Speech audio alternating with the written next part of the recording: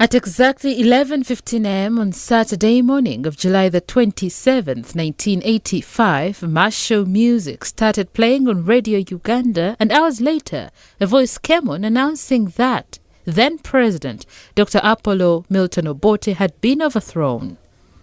This marked the end of his reign as President of Uganda, starting his journey into exile, where he died 20 years later.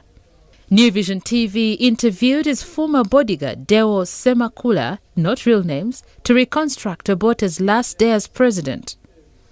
Semakula, who was a member of the elite inner security under the Presidential Escort Services, preferred to remain anonymous because he is now a public servant. Semakula recalls the morning of July the 27th, 1985, after Obote held his last meeting as president of Uganda.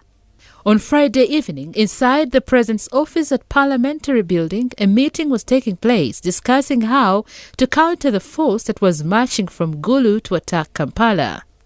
Lieutenant Colonel Ogole assured the meeting that the renegade force would be blocked between Luwelo and Nakasongola. The war in Luwelo and defeat of Obote soldiers by a rebel force led by Yoweri Museveni had caused tribal tensions.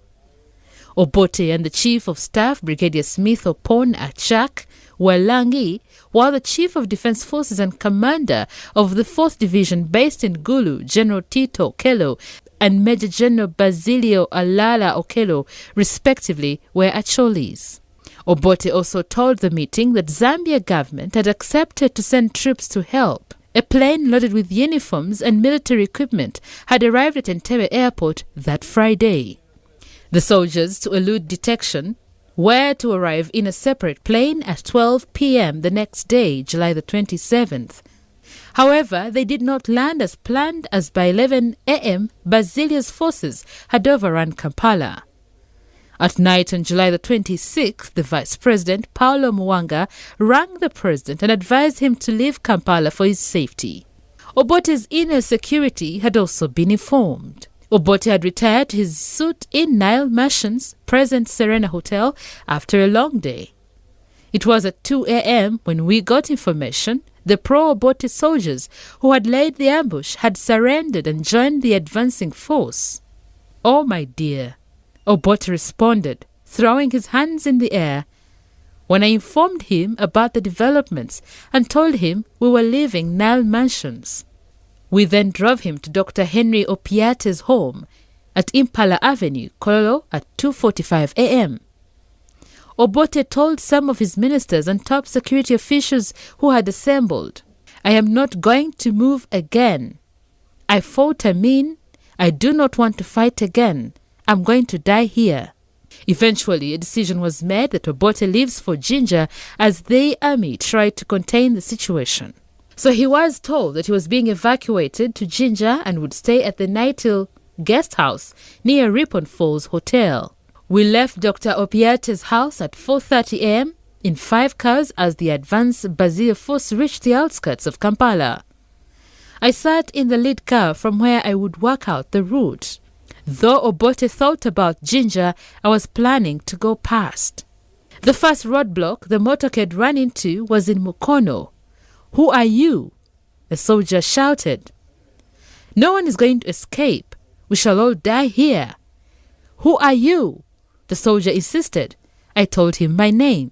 As luck would have it, the soldier knew me. Since I was neither an Acholi nor a Langi, he allowed us to proceed.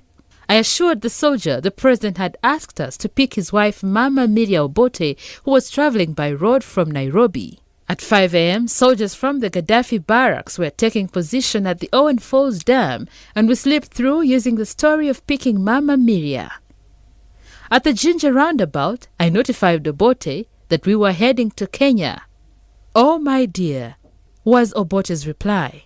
My worry was soldiers from Magamaga barracks blocking the Jinja Tororo Road. but we cruised past with no incident. Instead of using the main road, I opted to take the Majanji route. Somewhere, Obote asked to be allowed to ease his bladder in the bushes, and we made a brief stop. All of us were silent. By 6 a.m., we were at Busia border. At the border post, the man who had been deployed to guard the gate had disappeared with the keys, and the exit gate was locked with a padlock. A soldier tried to block us, but we overpowered him and crossed into Kenya. Before we crossed, we left the uniforms and guns on the Ugandan side because we were entering another country. Kenyan security had already been alerted, and the Kenya Busia District Commissioner received us. We were driven to Teachers Hotel in Busia for rest before proceeding to a state lodge in Kakamega. However, we had run out of fuel. We had not prepared for this long journey. Thank God I had $250, which I had saved from a trip to Ethiopia, and Dr. Obote had $100, which we used to buy fuel. Obote, lost in his own world, had no coin. He was broke. Obote turned to me, calling me by name, and said, "Thank you for saving my life. I can't pay you, but the people of Uganda will." This sounded like a final farewell. A new life awaited me. The only hope we had was crushed moments later when we learned that the Chief of Staff, Brigadier Smith Opon Achak, and Lieutenant Colonel Ogole had landed at Embakasi military base in Kenya. We had hoped the two would lead loyal forces to put up some resistance. Obote stayed in Kenya and eventually relocated to Zambia, where I later joined him. Years later, I returned to Uganda and joined the civil service.